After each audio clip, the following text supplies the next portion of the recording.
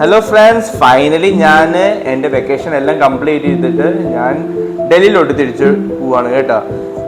അങ്ങനെ ഞാൻ വിചാരിച്ചു നമുക്കൊന്ന് ലോഞ്ച് കയറി നോക്കാമെന്ന്. ക്രെഡിറ്റ് കാർഡൊക്കെ എടുത്തിട്ടില്ലേ, നമുക്ക് യൂസ് ചെയ്ത് നോക്കാം. പക്ഷെ ഞാൻ സത്യമായി ഇവിടെ വന്ന് ഞെട്ടിപ്പോയി. ഇത്രയും വെറൈറ്റി ഓഫ് സാലഡ്സും ഫുഡും എൻ്റെ അമ്മയെ ഒന്നും പറയണ്ട.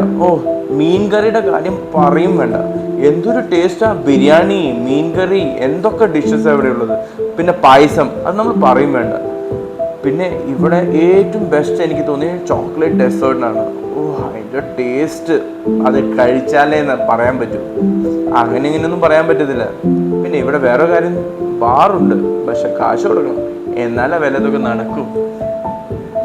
ഇനി പോണ്ട സമയം എനിക്ക്.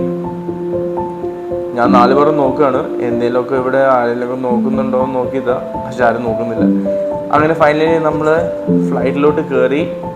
ഇനി ഞാൻ വിചാരിക്കാം ഒന്ന് ജസ്റ്റ് ഒരു നാപ്പ് എടുത്താലോ ഒന്ന്.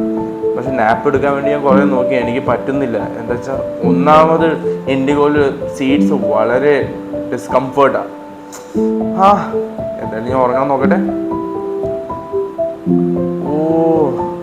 അതിൻ്റെ ഇടയ്ക്ക് ഞാനൊരു ചൂടുവെള്ളം കുടിച്ചു. ഞാൻ വിചാരിച്ചു ഈ ചൂടുവെള്ളത്തിൻ്റെ കപ്പ് ഒന്ന് എവിടെയെങ്കിലും ഒന്ന് എടുത്ത് കളയാനില്ല. അപ്പോഴാണ് നമ്മുടെ എയർ ഹോസ്റ്റസ് ചേച്ചിമാർ വന്നത്. എന്തായാലും നമ്മൾ ഹൈദരാബാദ് എത്തിക്കഴിഞ്ഞു. ഇനി ലാൻഡിങ് പ്രോസസ്സാണ്. എന്തൊരു ഭംഗിയാണ് ഇവിടുന്ന് കാണാൻ ആകാശം. ശരിക്കും പറന്ന് നടക്കാൻ തോന്നുകയാണ്. എന്താ ചെയ്യാ, പറക്കാൻ പറ്റില്ലല്ലോ. പക്ഷെ സത്യം നല്ല ബ്യൂട്ടിഫുൾ ആയിട്ട് വ്യൂ ആണ്. ആ കാലാവസ്ഥയും എന്തൊരു ഭംഗിയാ സത്യം. ഫൈനലി ലാൻഡ് ചെയ്തു. എൻ്റെ ഭഗവാനെ, എന്തൊരു ടർബുലൻസ് ആയിരുന്നു. ഞാൻ വിചാരിച്ചു ഇന്ന് എന്നെ മോളോട്ട് കെട്ടിയെടുക്കുന്നു, എൻ്റെ ഭഗവാനെ. പക്ഷെ ഇൻഡിഗോ രക്ഷപ്പെടുത്തി. എന്തായാലും എല്ലാം നല്ലതിന് എന്ന് പറയാം.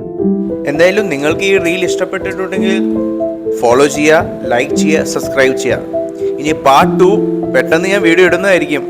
അപ്പം ശരി, അപ്പോൾ നെക്സ്റ്റ് വ്ളോഗിൽ കാണാം കേട്ടോ. ബൈ.